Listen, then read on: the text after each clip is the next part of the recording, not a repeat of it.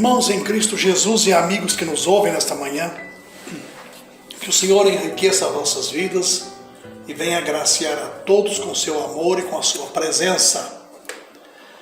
Meus queridos irmãos, eu quero comentar hoje com vocês um pouquinho sobre a palavra de Deus, falando algumas coisas sobre a história do rei Uzias. E para tal eu quero usar o tema: é bom se achar forte.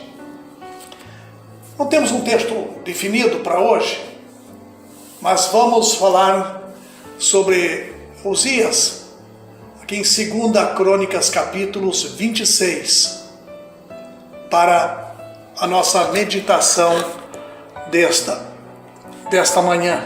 2 Crônicas, capítulos 26. Vamos abordar alguns lugares dos textos bíblicos que aqui encontramos. Nós nos voltamos para o rei Uzias e conhecemos a sua história. É muito interessante, sem dúvida alguma.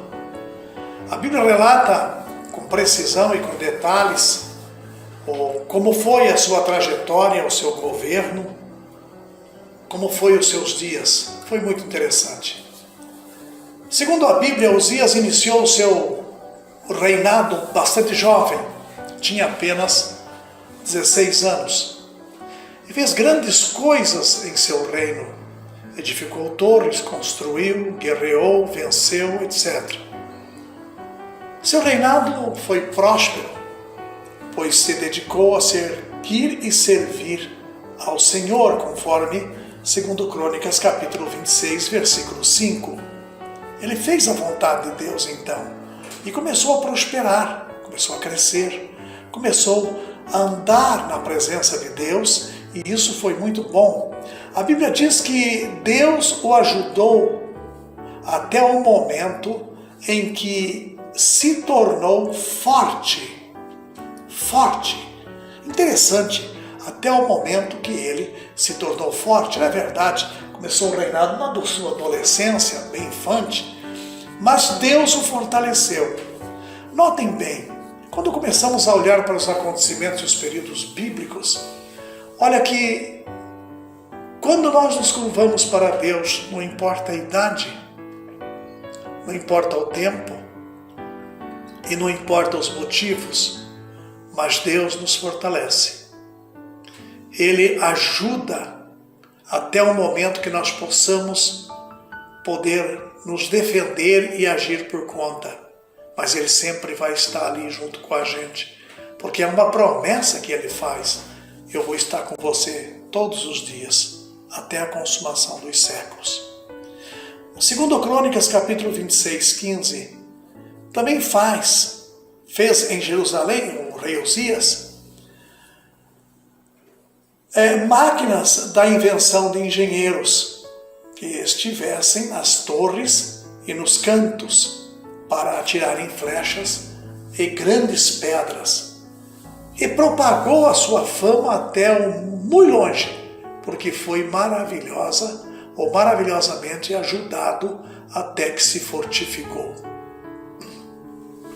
Nesse último versículo, chama muita atenção, pois percebemos que quando Uzias dependeu de Deus e dedicou-se a buscá-lo e a servi-lo, sua vida e reinado prosperaram.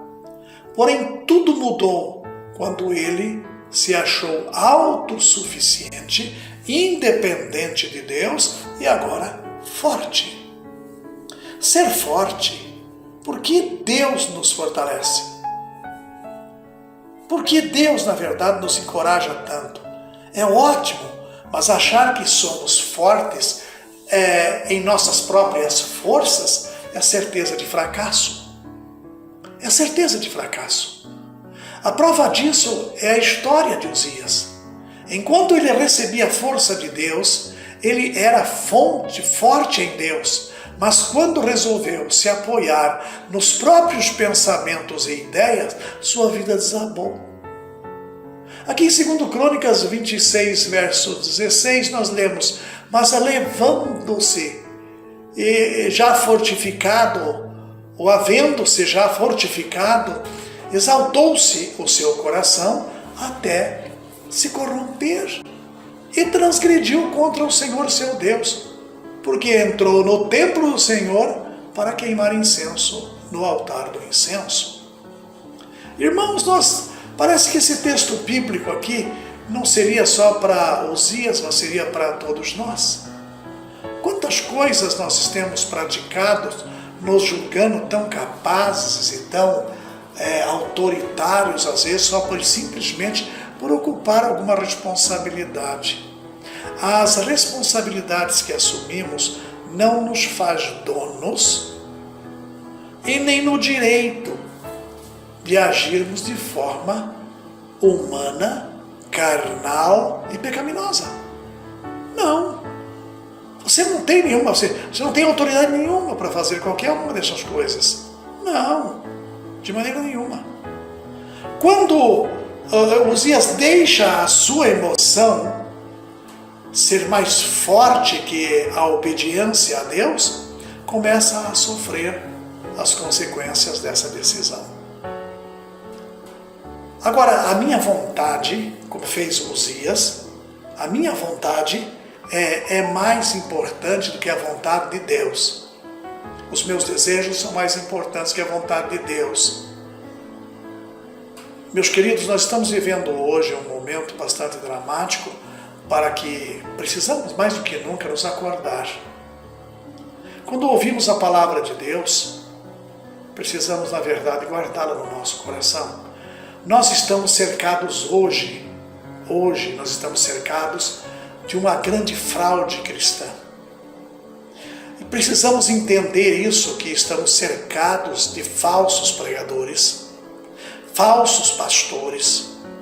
Tanto é que a maior quadrilha de roubo, enganar pessoas financeiramente, é um grupo de pastores no Brasil. Por isso, precisamos nos voltar para Deus quando temos alguém que realmente possa provar quem Ele é. Hoje nem mesmo o pastor é homem de confiança. Eu preciso conhecê-lo, saber se ele é homem de Deus, se ele fala da palavra de Deus e como vive. Você já visitou a casa de algum? Você já visitou a casa de algum? Membros da diretoria da sua igreja já visitaram a casa do seu pastor? Não fizeram ainda? Terão uma surpresa. O dia que vocês a visitarem, terão uma surpresa. Então, olha bem. Quando tomamos decisão, precisamos ser fortes em Deus. E não nos apoiarmos em nosso próprio entendimento e achismo. Eu acho que isso aqui é bom. Eu acho que Deus aqui vai aprovar. A Bíblia diz que Uzias exaltou o seu coração até se corromper. Cuidado! Isso não aconteceu do dia para a noite para se dar o que deu.